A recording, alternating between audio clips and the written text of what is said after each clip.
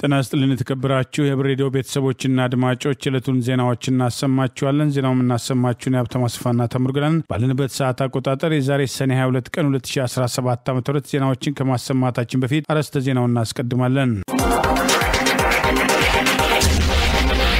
የፋኖ ያልተጠበቀው መልሶ ማጥቃትና ያገዛዙ ጦር መፍረክረክ መቶታየና ጥሪው የከባድ መሳሪያ ጥቃትና ተጎጆቹ ተቃውሞና አዲሱ አፈና የቆረጡት የጤና ባለሙያዎች የግዳይ ሰልፉ የባንኩ ዝርፊያ ኢራን ዳግም የሚሉና ሌሎችም ወቅታዊ ዜናዎች ያሉን ዝርዝሩን እነሆ።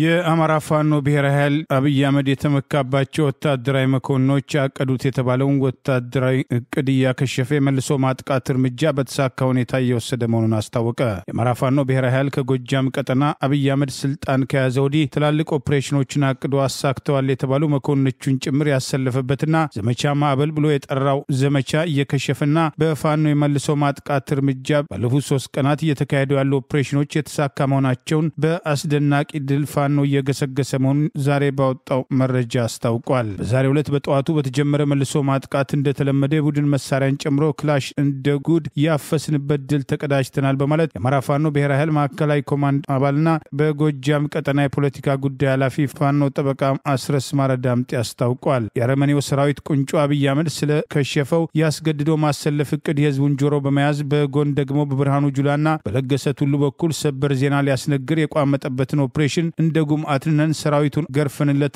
ጠላት ለሳምንታት ያቀደው የኦፕሬሽን ከየእዞች የተውጣጣ ኃይልን በልዩ ስምሪት የያዘ ለመረጃ ለሎጂስቲክና ለተተኳሽ በርካታ ሚሊዮኖች የተበጀለት እንደነበር አስታውቋል። ሊከብ መጥቶ ቆራርጠን የከበብነው የአብይ አህመድ ስልጣን አስጠባቂ አረመኔ አገዛዝ ጠባቂ ሰራዊት አንዲት መነኩሴን ጨምሮ 6 ሰላማዊ ሰዎችን በመድፍ ድብደባ ከመግደሉ በስተቀር በወገን ላይ ነው የሚባል ጉዳት ሳያደርስ በመፈርጠጥ ላይ ነው በማለት ዛሬ የተደረጉትን ውጊያዎች አስታኮ አስተያየቱን አስፍሯል። ዛሬም በ11 ግንባሮች በአረመኔው አገዛዝ ላይ በተደረገ ማጥቃት በርካታ ቁጥር ያለው መሳሪያና ተኳሽ የተማረከ መሆኑን የአማራ ፋኖ ብሔራዊ ኃይል አፋብሃ ከቀጠናው ዛሬ ሰኔ 22 ቀን 2017 ባወጣው መግለጫ አስታውቋል። አንደኛ ክፍለ ጦር ባህር ዳር ብርጌድ በላይ ዘለቀ ሻለቃ ዘንዘልማን የተቆጣጠረ ሲሆን በአካባቢው እስረኞች ማስለቀቁን የሚጠቅሱ ተጨማሪ መረጃዎች ወጥተዋል። ዲፖ ላይ 2 የቦምብ ጥቃት የፈጸመ ሲሆን በሌላ በኩል ደና ማርያም ፋኖ የለም በሚልና ማርያም ቅስቀሳ ሄደን ስልጣን አስጠባቂ ኃይል የደፈጣ ጥቃት በመሰንዘር ጉዳት ማድረሱን 4 የጠላት ኃይል ሲደመሰስ 2 መቁሰሉን አስታውቋል። ዲላሞ ላይ ብልጽግና አሽከሮች ህዝቡን በግድ ደግፉኝ በሚል ቤተክርስቲያን ያለው ምዕመን በግዴታ ሲያስወጡ የአቤ ጉበኛ ብርጌድ አናብስቶች ዲላሞ ከተማ ዘልቀው መግባት ብትንትናቸው እንዳወጧቸው አስታውቋል። የአማራ ፋኖ በጎጃም አፋብሃ በቀጠናው የቀኝ ጌታ ወፍታዬ ንጉሴ 6ኛ ክፍለ ጦር በበርካታ ግንባሮች ድል መቀዳጀቱን የጠቀሰው መረጃ መጨረሻው በማይታወቅ ሁኔታ ፋኖን ደምስሼ አማራን ከነዘር ማንዘሩ አጠፋለሁ በማለት በተለያየ ሁኔታ በቀጠናው ላይ በአራቱም አቅጣጫ ከፍተኛ ቁጥር ያለው ሰራዊት በማስገባት አረመኔው አገዛዝ የመጨረሻ ያለውን ኦፕሬሽን ዘመቻ ማዕበል በሚል ኃይሉን እያንቀሳቀሰ የሚገኝ ቢሆንም ያስበውን ድል እያገኘ ለመሆኑን በተቃራኒው ሽንፈትን እያስተናገደ መሆኑን መግለጫው አስታውቋል። በቀጠናው 6ኛው ቀኝ ጌታ ወፍታዬ ንጉሴ ክፍለ ጦር ተወርዋሪ ኮማንዶን ጨምሮ 6ቱም ብርጌዶች በማስገባት ከአዲስ አለማየሁ 7ኛው ክፍለ ጦር ጋር በመቀናጀት በ3 ግንባሮች ጠላትን አይቀጡ ቅጣት በመቅጣት ድል መቀዳጀታቸውን ተገልጿል። በዚህም ደንበጫ ላይ ኢንጂነር ክብር ተመስገን ብርጌድ በመግባት በርካታ የጠላት ኃይል ሙትና ቁስለኛ የሆነ ሲሆን አማኑኤል ከተማ ቀስተ ደመና ብርጌድ በላይ ዘለቀ ብርጌድ ኢንጂነር ክብር ተመስገን ብርጌድና የክፍለ ጦሩ ተወርዋሪ ኮማንዶ በመግባት ጠላትን እንደ ቅጠል በማራገፍ በርካታ መሳሪያ መማረክ መቻላቸው ተገልጿል። በዚህ ግንባር በላይ ዘለቀ ብርጌድ 16 ጥቁር ክላሽ፣ ኢንጂነር ክብር ተመስገን ብርጌድ ፋኖች 10 ክላሽ የማረኩ ሲሆን 38 የጠላት ኃይል ተደምሶ ቁጥሩ ያልታወቀ መቁሰሉም ተገልጿል። በረህኛው ጅምላ ሙተራ ብርጌድ ደብረ ማርቆስ ከተማ በአራቱም አቅጣጫ በቦ ማርያም በመንቃ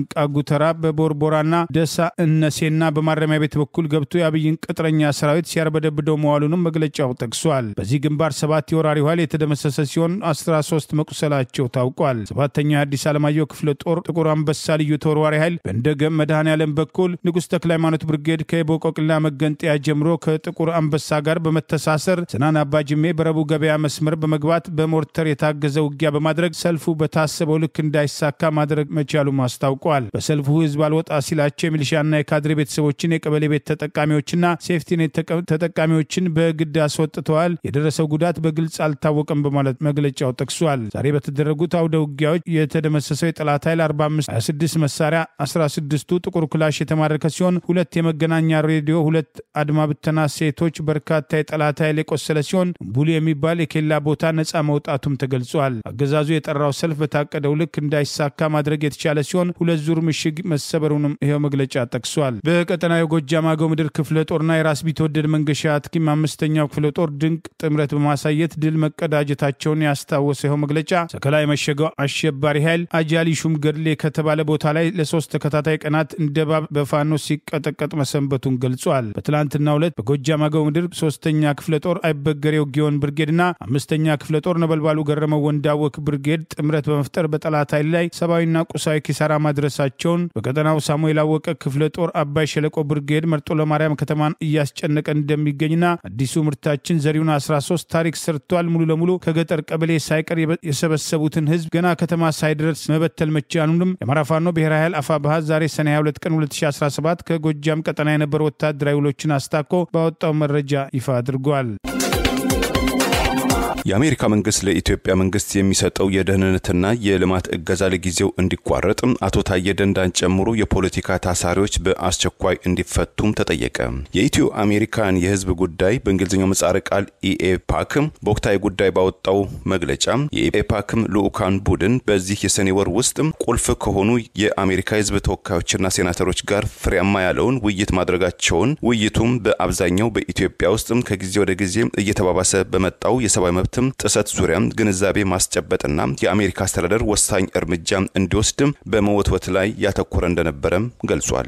በአቶ መስፍን ተገኑ የሚመራው ኤፓክ ከአሜሪካ ህዝብ እንደራሴዎች ጋር ባደረጋቸው ውይይቶች በኢትዮጵያ ውስጥ የኢትዮጵያ ኦርቶዶክስ ተዋሕዶ ቤተክርስቲያን የሃይማኖት አባቶችን ምዕመናኖችን ጨምሮ በሰላማዊ ዜጎች ላይ ግድያዎች መበራከታቸው፣ የደሞዝና የጥቅም ጥያቄ ያነሱ የጤና ባለሙያዎችን ማሳደድ፣ ማሰር፣ ማዋከብ፣ በትምህርት ቤትና የጤና ኬላዎች እንደዚሁም ህዝባዊ አደባባዮችም ህፃናትና አዛውንት ሴቶች ላይ ያነጣጠረ በሰው አልባ አውሮፕላን ወይም ድሮን መግደል፣ በአሜሪካ የሚኖሩ በኢትዮጵያውያን አሜሪካን የሚዘወሩ የማህበራዊ ትስስር ዩቲዩቦች ላይ በአሜሪካ ምድር ይካሄዳል ያለውን ሴንሰርሺፕ መጠናከር፣ በኢትዮጵያ ውስጥ የአመጻም የፖለቲካዊ ጭቆናዎች፣ የብሔር ተኮር ውጥረቶች መበራከት ስጋት ውስጥ እንደከተተው ኢፓክም ገልጿል።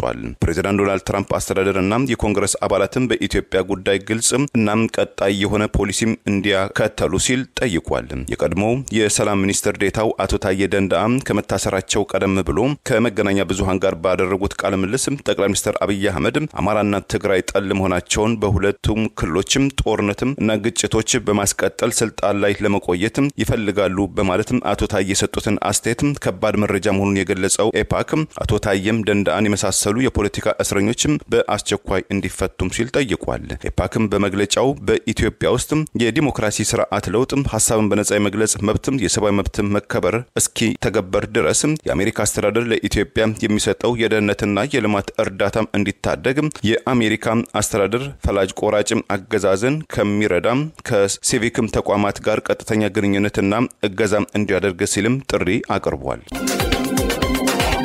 የአማራ ፋኖ ብሔራዊ ኃይል ራያ ቆቦ ሮቢት ከተማን ዛሬ መቆጣጠሩን አስታውቋል። በአካባቢው የጠላት ይዞታን የማስለቀቅና የመቆጣጠር እርምጃ ተጠናክሮ መቀጠሉን አስታውቋል። የአማራ ፋኖ ብሔራዊ ኃይል አፋብኃ ከወሎ ቤት አማራ ቀጠና ዛሬ ሰኔ 22 ቀን 2017 ዓ.ም ባወጣው መግለጫ በቀጠናው ምስራቅ አማራ ኮር 2 ካላኮርማ ክፍለ ጦር ራያ ቆቦ ሮቢት ከተማን በመቆጣጠር በዙሪያ ያለን ጠላት ይዞታውን የማስለቀቅና የመቆጣጠር ተጋድሎ እያደረገ ድል ማስመዝገቡን አስታወቀ።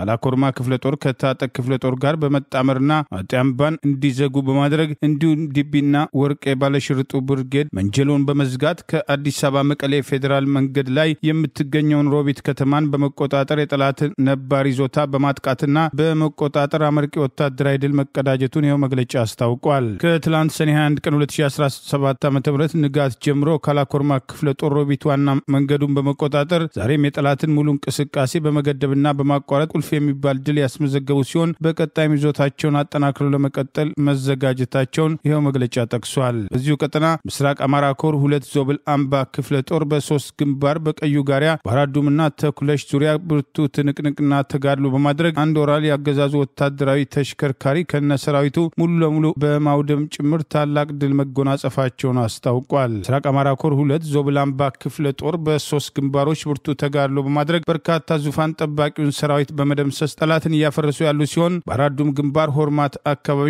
አንድ ኦራል ከነ ሰራዊቱ በክፍለ ጦሩ መካናይዝድ ሙሉ ለሙሉ መውደሙን አስታውቋል። በተጋድሎ የዞብል አምባ ክፍለ ጦር አሃዶች ከትላንት ሰኔ 21 ቀን 2017 ዓ.ም ንጋት ጀምሮ ለተከታታይ 2 ቀናት በ3 ግንባሮች ብርቱ ትንቅንቅና ተጋድሎ በማድረግ በተለይ ባራዱም ግንባር በያገዛዝ ስልጣን አስጠባቂ ሰራዊት ላይ ከፍተኛ አመራሮች ሳይቀር በክፍለ ጦሩ መካናይዝድ የተደመሰሱ ሲሆን በርካቶች ቀላልና ከባድ የመቁሰል አደጋ ማስተናገዳቸውን ገልጿል። ከዚህ ጋር ተያይዞ ነጻ እየወጡ ያሉ አዳዲስ ቀጠናዎች ስላሉ እንደ አስፈላጊነቱ በቀጣይ ተጨማሪ መረጃ እንደሚሰጥ አፋባ ዛሬ ሰኔ 22 ቀን 2017 ዓ.ም ከቀጠናው ባወጣው በዚሁ መግለጫ ጠቅሷል። ይበንዲ እንዳለ ምስራቅ አማራ ኮር አንድ አሳምነው ክፍለ ጦር ሁለተኛ ሻለቃ ቃኝ በበኩሉ ጉባላፍቶ ወረዳ ዶሮ ግብር ከተማ ትላንት ሰኔ 21 ቀን 2017 ዓ.ም ምሽት ላይ በመግባት የፋሽስቱ አገዛዝ ዙፋን ጠባቂ ሰራዊት ላይ ድንገተኛ ጥቃት ፈጽመው ከ10 ያላነሰ ሙትና ቁስለኛ ማድረጉም ተገልጿል። ከራያ አላማጣ ዋጃ መግቢያ ዋልካ መንደር እስከ ራያ ቆቦ ጎብዬ ሲንቀጠቀጥ የዋለው ጠላት ባላሰበበት ሁኔታና ቦታ ከወልዲያ ከተማ ቅርብ ርቀት ባላፍቶ ወረዳ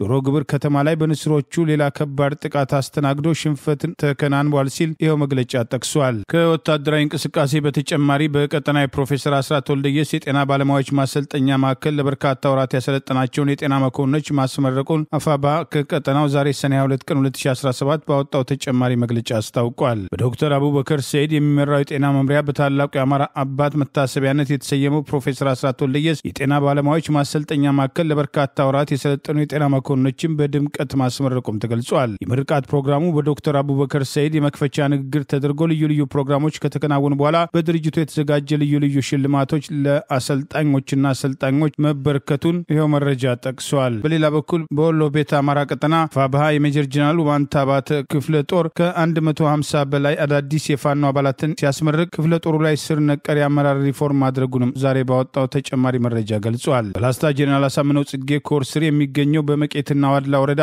ነጻ መሬቶች አስፋፍተው የሚንቀሳቀሰው ሜጀር ጀነራል ዋንታ ባተ ክፍለ ጦር ከ3 ወር በላይ ሲያሰለጥናቸው የነበሩ አዳዲስ ምልምል ከ150 በላይ ፋኖችን ትላንት ሰኔ 21 ቀን 2017 ዓ.ም በደማቅ ስነ ስርዓት ማስመረቁና ክፍለ ጦሩን በአዲስ አመራር ሪፎርም ማድረጉንም አስታውቋል።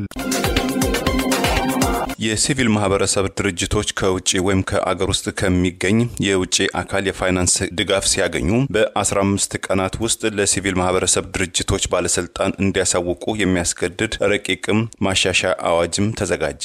በስራ ላይ በሚገኘው የሲቪል ማህበረሰብ ድርጅት አዋጅ ቁጥር 11/13/2011 የታዩ ክፍተቶችን ለማስተካከል ዘርፉን ይበልጥም ለማጠናከር ግልጽነትና ተጠያቂነትን ለማስፈን እንደዚሁም የድርጅቶቹ እንቅስቃሴ የህዝብንና የአገርን ጥቅም ያረጋገጠ እንዲሆን ለማድረግ ተብሎ ማሻሻያ አዋጁ ተዘጋጅቷል ተብሏል። የማሻሻያ አዋጁ ድርጅቶቹ ዓላማቸውን ለማሳካት ከየትኛውም ህጋዊ አካል ገንዘብ የመጠየቅ፣ የመቀበል፣ የመጠቀም መብት እንዳላቸው ገልጾ ከውጪ አገራት ወይም በአገር ውስጥ ከሚገኝ የውጪ አካል የፋይናንስ ድጋፍ ሲያገኙ ግን ለባለስልጣን መስሪያ ቤቱ ማሳወቅ እንደሚኖርባቸው ደንግጓል። በዚህም ድጋፉን ካገኙት ቀን ጀምሮ በ15 ቀናት ውስጥ የገንዘቡን መጠን፣ ዓላማና ሌሎች መረጃዎች ከደጋፊ ማስረጃ ጋር አያይዘው በጽሁፍ ለባለስልጣን መስሪያ ቤቱ ማሳወቅ እንደሚኖርባቸው በድንጋጌው ላይ ተመልክቷል። በስራ ላይ ያለው አዋጅ አንቀጽ 62 ንዑስ አንቀጽ 5 የውጪ ድርጅቶች በሌላ ህግ ካልተፈቀደላቸው በስተቀር ኢትዮጵያ ውስጥ በሚኖሩ የውጪ አገር ዜጎች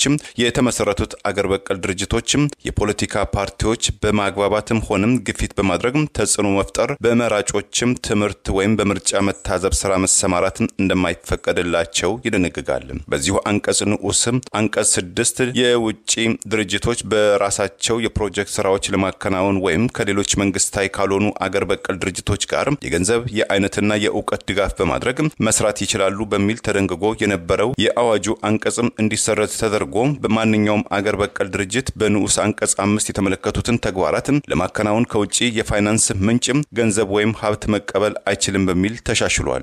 ድርጅቶቹ የተመዘገቡበትን ዓላማ ለመተግበር በህዝብ ስም የሰበሰቡትን ንብረት መሰረት አስይዞም ከማንኛውም አካል ወይም ባንክ ገንዘብ ለመበደር የባለስልጣኑ ፈቃድ ማግኘት እንደሚኖርባቸው በረቂቅ አዋጁ ላይም ተገልጿል። አመታዊ የሂሳብ ማረጋገጫና ምርመራ በሚመለከት ስራ ላይ ባለው አዋጅ ከ200,000 የማይበልጥ የሚለውን ድንጋጌም ተሻሽሎ ከ1 ሚሊዮን ብር የማይበልጥ ገንዘብ የሚያንቀሳቅስ ድርጅት ገቢን፣ ወጪን፣ ሀብትና ዕዳን የሚመለከት የሂሳብ መግለጫ ብቻ ማቅረብ እንደሚቻልና ባለስልጣኑ የገንዘብ መጠኑን እንደ አስፈላጊነቱ ለቦርድ በማቅረብ እንዲሻሻል ሊያደርግ እንደሚችልም ተገልጿል። የባንክ ሂሳብን በሚመለከት የማሻሻያ ረቂቅ አዋጁ ማንኛውም ባንክ ባለስልጣኑ በጠየቀው ጊዜ ወዲያውኑ በማናቸው ድርጅት ስም የተከፈቱ የባንክ ሂሳቦችን ዝርዝር የሂሳብ መግለጫዎችን የመስጠት ግዴታም አለበትም ይላል። ለሲቪል ማህበረሰብ ድርጅትነት የምዝገባ ጥያቄ ያቀረበ ድርጅት ለሀገር ደህንነትና ስጋት መሆኑ የሚታመንበት ከሆነ እንደማይቀበለውና ይህንንም ባለስልጣኑ ከሚመለከታቸው አካላት ጋር በመመካከር እንደሚወስን ለዚህም አፈጻጸም የሚሆን አስፈላጊውን መመሪያም ሊያወጣም እንደሚችል በማሻሻያ ረቂቅ አዋጁ ላይ ተደንግጓል። የኢትዮጵያ ጤና ባለሙያዎች ንቅናቄን አስተባብረሃል በሚል ባህር ዳር ላይ የታሰረው ሐኪም ሞራሉ ከፍተኛ ደረጃ መሆኑን ዛሬም እንደማይበገር ሊጎበኙት የሄዱት ሰዎች ገለጹ። ኢትዮጵያ ውስጥ በአጋጣሚ ጠቅላይ ሚኒስትር መሆን ይቻላል፣ ነገር ግን ሐኪም መሆን አይቻልም በማለት አብይ አህመድ ሰሞኑን ስብሰባ ጠርቶ ያደረጋቸውን የዘለፋና የማስፈራሪያ እርምጃዎች እንደማይቀበሉ የጤና ባለሙያዎች እየገለጹ ነው። የኢትዮጵያ ጤና ባለሙያዎች ንቅናቄን በማህበራዊ ሚዲያ ከሚያስተባብሩት አንዱና ዶክተር ደቦል በሚል ማህበራዊ ገጹ የሚታወቀው ዶክተር ዳንኤል ፈንታነ ባህር ዳር ላይ ከታሰረ በኋላ ዛሬ በይፋ ወደ ማረሚያ ቤት ሄደው ያገኙት ጓደኞቹ ወኔውን ብታዩት በጣም ይገርማል፣ ጀግና ምንጊዜም ጀግና ነው፣ ፍርድ ቤት በሚቀርብ ቀን በአካባቢው ያላችሁ ባለሙያዎች በቦታው በመገኘት ከጎኑ መሆናችሁን ማሳየት አለባችሁ፣ ትግላችን ይቀጥላል፣ በስር የሚቆም ትግል አልጀመርንም በማለት የሐኪሞች ድምጽ አስታውቋል። የጤና ባለሙያዎች ንቅናቄን ይሳተፋሉ የሚባሉ የጤና ባለሙያዎችን የደህንነት አባላት በውስጥ እየደወሉና እያስፈራሩ የምትሳተፊ ከሆነ ቶርች ትደረጋላችሁ፣ ታሰራላችሁ የሚል ማስፈራሪያ የሚያደርጉ ቢሆንም ዛሬ በጤና ባለሙያዎች ንቅናቄ ማህበራዊ ገጽ ላይ በወጣው መልእክቱ ከደረሰ ማህበራዊ ገጽ ላይ ይፋ እንደሆነው መልእክቱ ከደረሳቸው አንዱ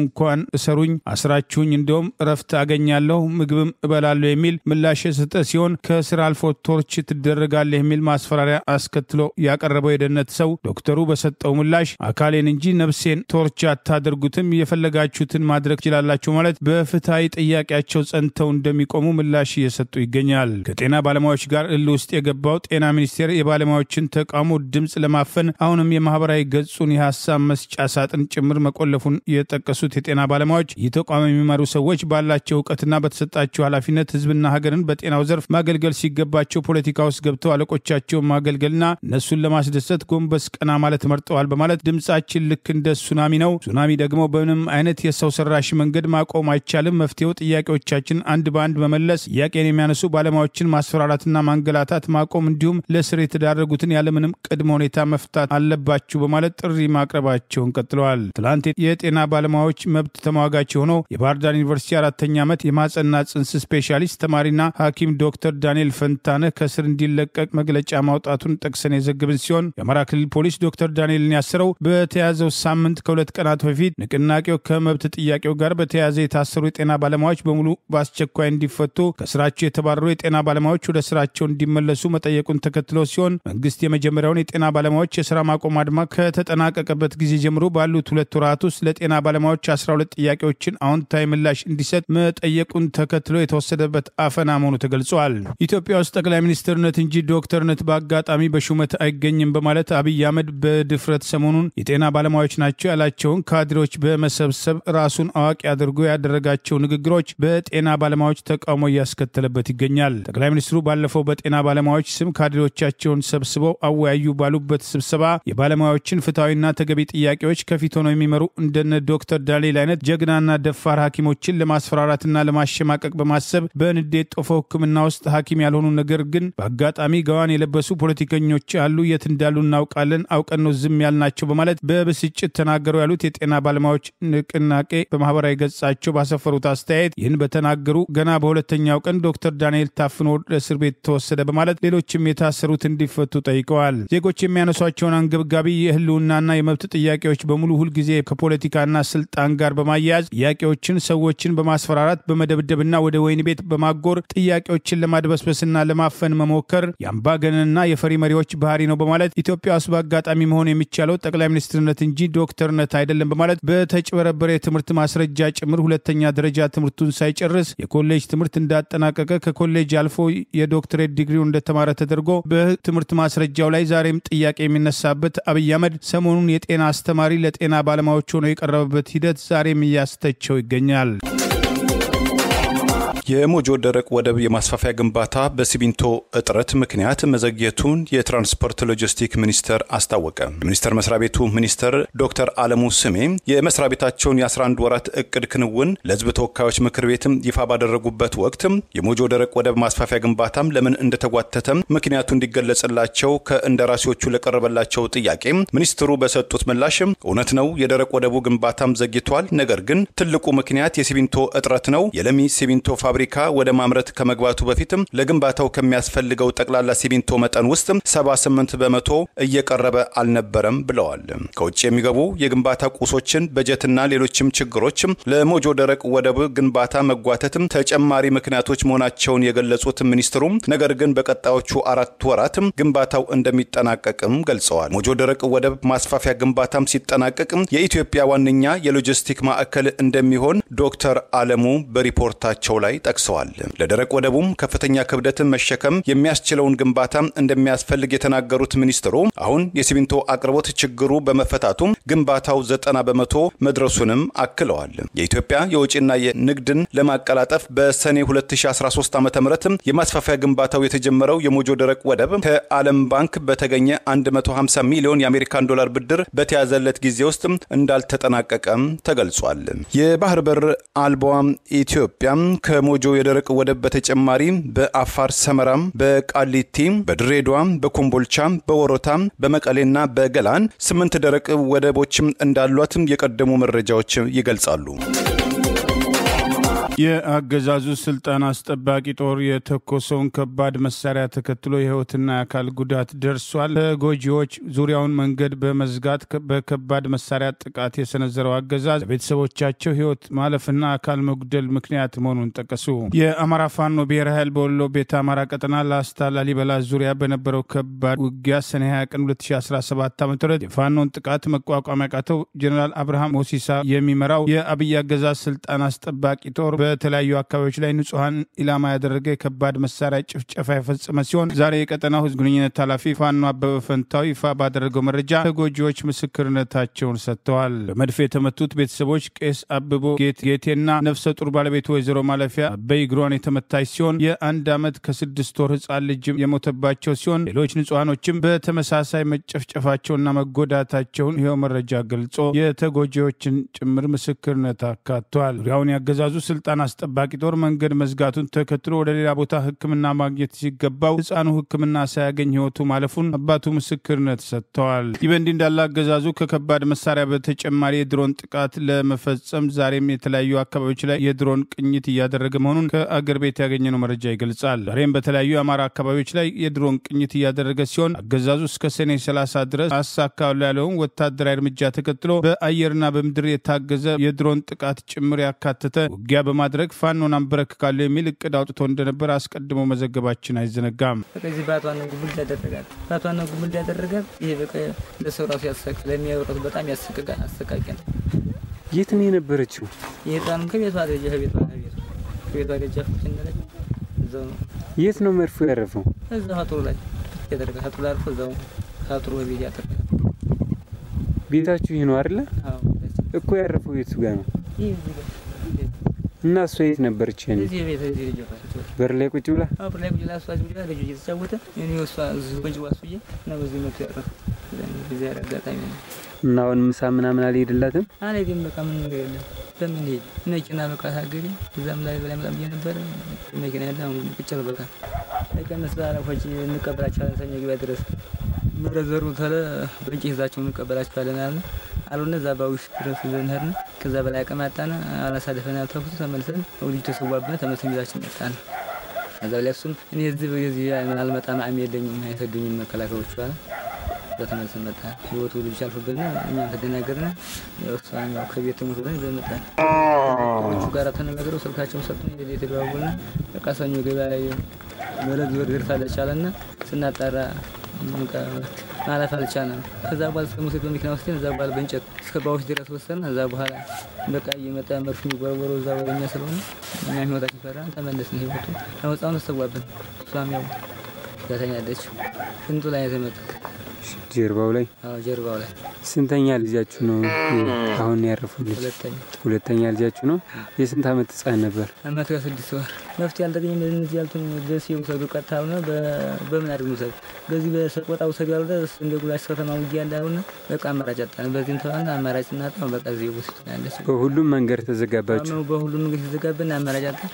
ያው የሚተርፈው ህፃንም ያው በቃ እግዚአብሔር መጽናናትን ይስጣችሁ። እግዚአብሔር ያመጣው እግዚአብሔር ይመልሳል። እግዚአብሔር ይመስገን ነገር መታበይ በቀርቡ ነበር ነው ዲወሰን ደርሳችሁበታል እና ወደ ህክምና ወስዱ ምናምን ማዳን አልተቻለም ነበር? ለዚህ አጠፍ መንገድ ተሰውባችሁ የት ሲደርሱ ነበር ያረፈባቸው? ጉርድ በርና የአገዛዙ ባለስልጣናት የኡራኤልን በዓል ለማክበር የወጡ ምዕመናንን በግዳጅ ሰልፍ ላይ ማሰማራታቸው እያስተቻቸው ይገኛል። አንዳንድ ቦታዎች ላይ ሰልፍ አልሳካ ሲል ከሌሎች ከተሞች በግዳጅ የተደረጉ ሰልፎችን ጭምር ፎቶግራፍ እስከ መጠቀም መድረሳቸው የአገዛዙ ባለስልጣናት የደረሰባቸውን የፖለቲካ ኪሳራ ያሳያል ተብሏል። በአማራ ክልል የተለያዩ ከተሞች አገዛዙ የግዳጅ ሰልፍ ዛሬ ያደረገ ሲሆን ካድሬዎች የሰጡትን መመሪያ ተከትሎ የክልሉ ልዩ ኃይል የአገዛዙ ስልጣን አስጠባቂ ጦርና ሚሊሻዎች ጭምር ቤተክርስቲያን አካባቢ በመሰማራት ምዕመናን ከወጡ በኋላ በቀጥታ ወደ ሰልፍ እንዲሄዱ በግዳጅ ያሰማሩ ሲሆን አንዳንድ ቦታዎች ላይ ይህን አለመሳካቱን ተከትሎ ከሌሎች ከተማዎች ፎቶ የለጠፉ ሲሆን ብዙዎቹ ፎቶሾፕ ፎቶግራፎች ጭምር እንዲነሱ ለሃይማኖታዊ ስርዓት አደባባይ የወጡ ሰዎችን ያለፈቃዳቸው ፎቶ በማንሳት ሰልፍ ተሰለፉ በሚል አገዛዙ ያሰራጨው መረጃ ራሱን የማታለልና የከሰረበት ፖለቲካ አካል መሆኑ እየተገለጸ ነው። በአማራ ክልል በጎጃም ሰዴ ከተማ ተደረገ የተባለ ሰልፍ ለአዴት ከተማ በተመሳሳይ የቀረበ ሲሆን የፎቶግራፎቹ መመሳሰል ብቻ ሳይሆን የአገዛዙ ባለስልጣናት እየደረሰባቸው ያለውን ጭንቀት ያሳያል ተብለዋል። ከአመታት በፊት የአማራ ህዝብ በሰልፍ ድምጹን በማሰማት በአማራነታችን አትግደሉን፣ አዲስ አበባ እንዳንገባ የሚደረገው ክልከላና አፈና አፓርታይድ ነው፣ አብይ አህመድ ኦነግ ነው፣ በኦነግ ሽኔ ስም የሚደረጉ ጭፍጨፋዎች በአብይ አህመድ ትእዛዝ የሚፈጸሙ ናቸው በሚል ህዝቡ ግልብጥ ብሎ አደባባይ መውጣት ለመጨረሻ ጊዜ ድምጻችንን በሰላማዊ መንገድ እናሰማለን፣ ጥያቄያችን ካልተመለሰ ይህ የመጨረሻ ሰልፋችን ነው በተባለበት ወቅት የአማራ ህዝብን በማስገደል የባንዳነት ተግባሩን ዛሬም እየተወጣ የሚገኘው ራሱን የአማራ ብልጽግና ብሎ የሚጠራው የቀድሞ ብአዴን በሰልፍ ለውጥ የሚመጣ ቢሆን የክልሉ መንግስት ፊት ሆኖ ይመራው ነበር በማለት በቀድሞ የክልሉ ቃል አቀባይ አቶ ግዛቸው ሙሉነህ በኩል መግለጫ እስከ ማውጣት የደረሰበትን እርምጃ በማስታወስ አገዛዙ በተደጋጋሚ የግዳጅ ሰልፎችን አደርጋለሁ በሚል ውጤት የማያመጣበትን እርምጃና በጦረኝነቱ ጸንቶ በመቆም ዛሬም በአማራ ህዝብ ላይ የከፈተውን የግፍ ወረራ አጠናክሮ የቀጠለ ሲሆን በተለያዩ ግንባሮች በፋኖ እየደረሰበት ያለውን ወታደራዊ ሽንፈት ተከትሎ የሰላም ሐሳቢና ተቆርቋሪ መስሎ ለመታየት ያደረገው ሙከራ በአንዳንድ ቦታዎች ላይ በግዳጅ የወጡ ሰልፈኞች ጭምር አንገታቸውን በመድፋት ለአገዛዙ ሴራ ተባባሪ ያለመሆናቸውን ገልጸዋል። በአማራ ፋኖ ብሔራዊ ኃይል ከጎጃም ቀጠና አንድ የፋኖ አመራር በዕለተ እሑድ ሰኔ 22 በብልጽግና አስተባባሪነት በአንዳንድ የአማራ ከተሞች የኡራኤል በዓል ንግስ በድምቀት ተከብሯል በማለት ከየቤተ ክርስቲያኑ ያፈሳቸውን ምዕመናን የካድሬ ቤተሰቦችና ባንዳዎችን ከፊት በማሰለፍ ህዝቡ ሰልፍ እንደወጣ አድርገው ለመስራት የሞከሩት ፖለቲካ መክሰራቸው እየተገለጸ ነው። አገዛዙ የግዳጅ ሰልፍ ለመጥራት የተዘጋጀ መሆኑን አስቀድሞ መዘገባችን አይዘነጋም። አብይ አህመድ ከዚህ ቀደም ጦርነት ይቁም የሚል አጀንዳ መነሳቱን ተከትሎ ኢንተርኔት እስከ ማቋረጥ መድረሱን ንጹሃንን በመጨፍጨፍ ዛሬ የሚያደርገው የጦርነት እርምጃ አገዛዙ ጦረኛ ሆኖ ጦርነት ይቁም የሚል አጀንዳ ለማራመድ መሞከሩ ስርዓቱ እየደረሰበት ያለው ፖለቲካዊ ኪሳራ ማሳያ መሆኑ ተገልጿል። በጎረቤት ሱዳን አንድ የወርቅ ማዕድን ጉድጓድም ተደርምሶ በትንሹ 11 ሰዎች መሞታቸውና በርካታዎች መቁሰላቸው ተሰማ። ህገወጥ የወርቅ ቁፋሮ ለእርስ በርስ ጦርነቱ ማቀጣጠያም ነዳጅ ሆኗልም ተባለ። መንግስታዊ የሱዳን የማዕድን ኩባንያ በእንግሊዝኛው ምህጻረ ቃል SMRC እንዳስታወቀው በከርሚሽ ሚአል ፊል የሚገኘው መንግስታዊ የወርቅ ማዕድን ጉድጓድም ዛሬ ተደርምሶ በትንሹ 11 ሰዎች መሞታቸውና 7 ሰዎችም ቆስለው ወደ ሆስፒታል ተወስዷልም ተብሏል። ሱዳን ዋነኛ የወርቅ ማዕድን ለውጭ ገበያ አቅራቢ መሆኗን የጠቀሰው ዘገባው ይሁን እንጂ በኋላ ቀርና በባህላዊ መንገድ የሚወጣው ጥራታቸውን ያልጠበቁ የወርቅ ማዕድን በስፋትም እየተካሄደ መሆኑም ተገልጿል። ዛሬ አደጋ የደረሰባት የወርቅ ማዕድን ስፍራም ለህይወት አደጋ በመሆኑ እንዲታገድ ቀደም ሲል መመሪያ መተላለፉን የገለጸው ኩባንያው ይሁን እንጂ ካለፈው 2 ዓመት ጀምሮ በእርስ በርስ ጦርነት የምትናጠው ሱዳን ለጦርነቱ ማማወቂያ ይሆን ዘንድ በህገወጥ መንገድ የሚወጣው የአገሪቱ ወርቅ ወደ ጎረቤት ቻድ፣ ግብጽ፣ ደቡብ ሱዳንና በጦርነት ውስጥ እጆቿን ከታለች የምትባለው ትንሿ የባህረ ሰላጤ አገር የተባበሩት አረብ ኤሚሬት በገፍም እንደሚላክም ተገልጿል። የተባበሩት አረብ ኤሚሬት ከጦርነቱ ጋር ንክኪ እንደሌላት በተለይ የፈጥኖ ደራሽ ኃይሉን RSFን እንደማትረዳም ኤሚሬትም ስትገልጽ መቆየቷም አይዘነጋም። የኦሮሚያ ክልል ባለስልጣናት የሚመሩትና እንደልባቸው ይዘርፉበታል የሚባለው ስንቄ ባንክን ለማደራጀት በሚል የተለያዩ ባለሀብቶች ጭምር ገንዘባቸውን ከተለያዩ ባንኮች እያወጡ ወደ ስንቄ ባንክ እንዲያስገቡ ቀጭን ትዕዛዝ የተሰጣቸው ሲሆን ይህን ወንጀል ለማስቀጠል ብሔራዊ ባንኩ ገንዘባቸውን ማውጣት ለሚፈልጉ ደንበኞች ፈጣን ምላሽ የማይሰጡ ባንኮችን ማስጠንቀቁ ጥያቄ አስነስቷል። ህወሓት ኤፈርት በማለት የተለያዩ ኩባንያዎችን እንዳቋቋመኛም የተለያዩ ኩባንያዎችን አቋቁመን የኦሮሞ ብልጽግና ፓርቲ አመራሮችና ከነሱ ጋር በጥቅም የተገናኙ መጠቀሚያ ሆኖ በኦሮሞ ህዝብ ስም የሚቋቋሙ በርካታ ኩባንያዎች አንዱ ስንቄ ባንክ ሲሆን ይሄ ባንክ በርካታ ሀብት ከተለያዩ ባንኮች ውስጥ ሰዎች እያወጡ በሰልፍ ጭምር በግዳጅ እንዲያጠራቅሙ የተደረገ ቢሆንም ገንዘቡ በካድሬዎች ትዕዛዝ እየወጣ መጫወቻ መሆኑን ተከትሎ ባንኩ በአሁኑ ወቅት ግለሰቦች ለሚጠይቁት ገንዘብ መስጠት ያልቻለ ሲሆን የአብይ አገዛዝ እነዚህ ችግሮችን ለመፍታት በሚል የተለያዩ ባለሀብቶችን እያስፈራራ ገንዘባቸውን ከተለያዩ ባንኮች እያወጡ ወደ ስንቄ ባንክ እንዲያስገቡ ትዕዛዝ እንደተሰጣቸው ተገልጿል። ይሄ ቅሬታ እየቀረበ ባለበት በአሁኑ ወቅት ብሔራዊ ባንክ ተቀማጭ ገንዘባቸውን ማውጣት ለሚፈልጉ ደንበኞች ፈጣን ምላሽ የማይሰጡ ከሆነ እርምጃ ወስዳለው ሲል ባንኮችን ያስጠነቀቀ ሲሆን የአገዛዙን ወንጀል ብሔራዊ ባንኩ የአንድ ፓርቲ ጉዳይ አስፈጻሚ በመሆን እየተንቀሳቀሰ ነው የሚሉ ወቀሳዎችም ተከትለው ቀርበዋል። አብይ አህመድ የብሔራዊ ባንክ ገዢ አድርጎ የሾመው አቶ ማሞ ምረቱ የ2017 ዓ.ም በጀት ዓመት የ11 ወራት የሥራ አፈጻጸም ሪፖርት ባለፈው አርብ ሰኔ 20 ቀን 2017 ዓ.ም አገዛዙ ለተቆጣጠረው ፓርላማ የፕላን በጀትና ፋይናንስ ጉዳዮች ቋሚ ኮሚቴ ባቀረበበት ወቅት ባንኮች ደንበኞቻቸው ያስቀመጡትን ገንዘብ በጠየቁት ጊዜ በፍጥነት መስጠት የማይችሉት ለምን እንደሆነ እንዲያብራራ ጥያቄ ከካድሬ የቀረበለት ሲሆን ይህኑ ጥያቄ ሽፋን በማድረግ ብሔራዊ ባንክ ባንኮች ላይ በጣለው የብድር እቀባ ምክንያት የተፈጠረ አለመሆኑን እንዲያውም በብሔራዊ ባንክ እይታ በባንክ ስርዓት ውስጥ የጥሬ ገንዘብ ችግር የለም በማለት ለመከላከል የሞከረ ሲሆን በአንዳንድ ባንኮች በሚከተሉት ተገቢ ያልሆነ አሰራር ችግሮች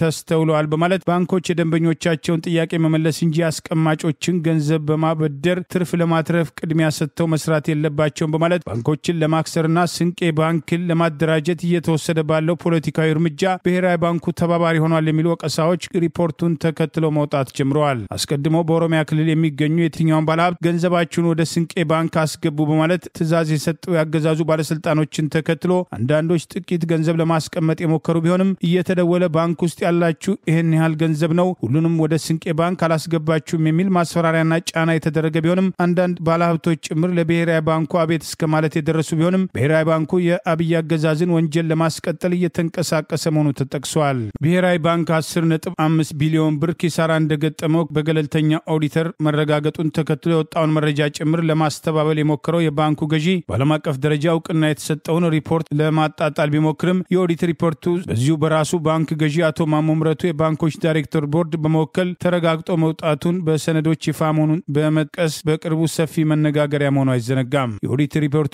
የብሔራዊ ባንክ ፋይናንስ እንቅስቃሴ ጤናማ ሆኖ የመቆየት ሁኔታ በጥንቃቄ መገምገም እንደሚያስፈልግ የቀረበ ሲሆን የውጭ ምንዛሪ በገበያ ዋጋ እንዲመራ ከመወሰኑ እንደ አውሮፓ አቆጣጠር ሐምሌ 2024 ዓ.ም ጀምሮ በነበረው የብር የመግዛት አቅም መዳከም የተነሳ ብሔራዊ ባንኩ 38 ቢሊዮን ብር መክሰሩን የኦዲት ሪፖርቱ ማመልከቱን መረጃዎች ጠቅሰን መዘገባችን አይዘነጋም። የኦሮሚያ ክልል ባለስልጣናት ለእነሱና ቤተሰቦቻቸው የተለያዩ ኩባንያዎች ለማቋቋም ከስንቄ ባንክ በገፍ ብድር የሚወስዱ ሲሆን የስርዓቱን እንቅስቃሴ ለማስቀጠል ለተለያዩ ካድሬዎችም ያላንዳች መያዣ በገፍ አነስተኛ ብድር እንዲሰጥ የሰጡት ትዕዛዝ ባንኩን ለከፍተኛ አጣብቂኝ ውስጥ መዳረጉ ተደጋግሞ ሲጠቀስ ቆይቷል።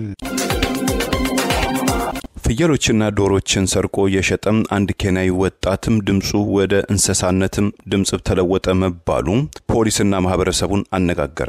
ባለፈው ሚያዝያ 28 2025 የአውሮፓ አቆጣጠር ናይሮቢ ከተማ ውስጥ ሁለት ፍየሎችንና ሁለት ዶሮችን ሰርቆ የሸጠም የ16 ዓመቱ ታዳጊ ወጣት ባራክ ጆሴፍ ብዙም ሳይቆይ ወደ ሞምባሳ ከተማ ሲዛወር ልሳኑ ተዘግቶ የተለየ ቋንቋ መናገሩን ፖሊስና ማህበረሰቡን ማነጋገሩን ቶኮ የተሰኘው ድረገጽ አስነብቧል። ወጣቱ ባራክም ወደ ማንጄኖ ፖሊስ ጣቢያ የወሰዱት ነዋሪዎች ይህ ወጣት በጽሁፍ እንደገለጸልን ቀደም ሲል የኛን ቋንቋ ይናገር ነበር፣ በኋላ ግን ናይሮቢ ውስጥ የፍየልና የዶሮ ስርቆት ፈጽሞ ከሸጠ በኋላ ልሳኑ እንደተዘጋ እንዳው እንደ ፍየሎችና እንደ ዶሮች መጮህ መጀመሩን ታዘበናልም ሲሉ ነዋሪዎች ለፖሊስ ስጋታቸውን አጋርተዋል። ፍየሎቹን በ3000 የኬንያ ሽልንግ ዶሮቹን በ1000 የኬንያ ሽልንግ የሸጠው ወጣቱ ባራክ ኬንያዊው እንደገለጸው የናይሮቢን ከተማም ለቆ ወደ ሞምባሳ የወደብ ከተማም ከተጓዘ ካለፈው ሰኔ ወይም ከፈረንጆቹ ጁን 4 2025 በፊትም እንደማንኛውም ሰው የሚናገረው የስዋሂሊኛ ቋንቋ ይናገር እንደነበረ ይሁን እንጂ ሞምባሳ እንደደረሰም ድምጹ እንደ ፍየልና እንደ ዶሮች ቋንቋ መለየቱን ተናግሯል። እንደ ወጣቱ ባራክ ገለጻ ይህ የልሳኑ መቀየር ለፈጸመው የስርቆት ወንጀል የፈጣሪ ቅጣት እንደሆነ በጉዳዩም እንደተጸጸተም በጽሁፍ ተናግሮ ወደ ናይሮቢ ከተማ መልሱኝ የሰረኩትንም ግለሰብ ይቅርታም እጠይቃለሁም ብሏል። የኬንያ ፖሊስ በበኩሉ ምርመራው እያካሄደ እንደሆነ አስገራሚው ገጠመኝ ግን ከስነ ልቦና ጭንቀትም ከመድኃኒት ወይም ከመንፈሳዊ ጉዳይ ጋር ስለመያያዙ አለመያያዙም ስላልታወቀም ወጣቱን ወደ ኮስትም አጠቃላይ ሆስፒታል ለሪፈራል ምርመራም ሰደነዋልም ብሏል። ወጣቱ ላይ የደረሰው ያልተለመደም ገጠመኝ ግን ማህበረሰቡን እያነጋገረ መሆኑን ቶኮም ኬንያም አስነብቦም እርሶስ ምን ይላሉም ሲል ጠይቋል። ኢራን ቦምብ ለመስራት የሚያስችላትን የዩራኒየም እንደገና በወራት ጊዜ ውስጥ ማበልጸግ ልትጀምር የሚያስችል አቅም እንዳላት የተባበሩት መንግስታት የኒኩሌር ተቆጣጣሪ ኃላፊ ተናገሩ። የአቶሚክ ኤነርጂ ኤጀንሲው ኃላፊ ራፋኤል ግሮሴስ ባለፈው ሳምንት መጨረሻ ላይ አሜሪካ በ3 የኢራን የሚሳኤል ተቋማት ላይ ያደረሰችውን ድብደባ ከባድ ቢሆንም አጠቃላይ ጉዳት አለማድረሱን ተናግረዋል። ኃላፊው ሐሳባቸው ከዶናልድ ትራምፕ የኢራን የኒኩሌር ተቋማት ሙሉ በሙሉ ተደምስሷል መግለጫ ጋር የተቃረነ መሆኑን ተመልክቷል። ለመናገር አንድ ሰው ሁሉም ነገር እንደወደመም እና ምንም የቀረ የለም ብሎ መናገር አይችልም ሲሉም ግሮሲም በትላንትናው ዕለት ለመገናኛ ብዙሃን ተናግረዋል። እንደ ፈረንጆቹ አቆጣጠር ሰኔ 13 2025 እስራኤል ኢራንን የኒኩሌር ጦር መሳሪያ ለመስራት ተቃርባ ነበር በማለት በኢራን የኒኩሌርና ወታደራዊ ጣቢያዎች ላይ ጥቃት ማድረሷም ይታወሳል። ከዚያም በኋላ አሜሪካ ጦር ቃቱን በመቀላቀል በ3 የኢራን የኒኩሌር ተቋማት ፎርዶም፣ ናታናዝ እና አስፋሃን የከባድ ቦምብ ድብደባ ያወረደች ሲሆን ከዚያን ጊዜ ጀምሮ በኒኩሌር ተቋማቱ ላይ የደረሰው ትክክለኛ የጉዳት መጠን በግልጽም አልተገለጸም። በትላንትናው ዕለት ግሮሲ ለሲቢኤስ ኒውስ እንደተናገሩት ቴህራን በወራት ጊዜ ውስጥ ጥቂትም ሴንትሪፊዩጆች ወይም ማብላያዎችን በማሽከርከር ከበለጸገ ዩራኒየም ታመርታለችም ብለዋል። አክለውም ኢራን አሁን የኢንዱስትሪና የቴክኖሎጂ አቅሞቿን ይዛለች፣ ስለዚህም ከፈለጉ ማለትም ኢራኖች ይህንን እንደገና መጀመር ይችላሉም ብለዋል። የተባበሩት መንግስታት የኢራን የኒኩሌር አቅም አሁን ሊቀጥል እንደሚችል ሲጠቁም የመጀመሪያው ተቋም መሆኑን ተመልክቷል። በዚህ ሳምንት መጀመሪያ ላይ የአሜሪካው የመከላከያ ተቋም ፔንታጎን የደህንነት ተቋም ግምገማም የአሜሪካም ጥቃቶች የኢራን የኒኩሌር መርሃ ግብርን በወራት ብቻ ወደ ኋላ እንዲመለሱም አድርጎታል ሲል ገልጿል። ዶናልድ ትራምፕም የኢራን የኒኩሌር ተቋማትን ሙሉ በሙሉ ወድመዋል ሲሉ በቁጣ ምላሽ የሰጡ ሲሆን የመገናኛ ብዙሃን በታሪክ ውስጥ ስኬታማ ከሆኑ ወታደራዊ ጥቃቶች አንዱን ለማሳነስ ሙከራም አድርገውብኛልም ሲሉም ተችቷቸዋል። አሜሪካን በኢራን ላይ ያዘነበችውን ቦምብን ተከትሎም የአሜሪካው ፕሬዝዳንት ዶናልድ ትራምፕ በበኩላቸው ኢራንን ዳግም የኒኩሌር ማብለያ ከሰራች አሜሪካም ታጠቃታለች ወይ ተብለው ለቀረበላቸው የጋዜጠኞች ጥያቄ እንዴታ ኢራን ዳግም ለመደብደብ ጥርጥር የለንም በማለትም የመንግስታቸውን አቋም ፕሬዝዳንቱ ተናግረዋል። ለዛሬ ያሉን ዜናዎች እነዚህ ናቸው። ዜናውን ስታደምጡ ለቆያችሁ የህብር ሬዲዮ ቤተሰቦችና አድማጮች ምስጋናችን ይድረሳችሁ። የህብር ሬዲዮ ኦፊሻል ቻናላችንን ሰብስክራይብ ያላደረጋችሁ ሰብስክራይብ በማድረግ በተጨማሪም የደውል ምልክቱን በመጫን የህብር ሬዲዮ ቤተሰብ እንድትቀላቀሉ በአክብሮት እንጋብዛለን። እንደ ወትሮ ሁሉ የህብር ሬዲዮ ቤተሰቦች ፕሮግራሞቻችንን ላይክ በማድረግ ሼር በማድረግ አስተያየቶቻችሁን በመስጠት አብሮነታችሁን እንድትገልጹ በአክብሮት እንጠይቃለን። በድጋሚ እናመሰግናለን። ጤና ይስጥልን። ቸር እንቆይ።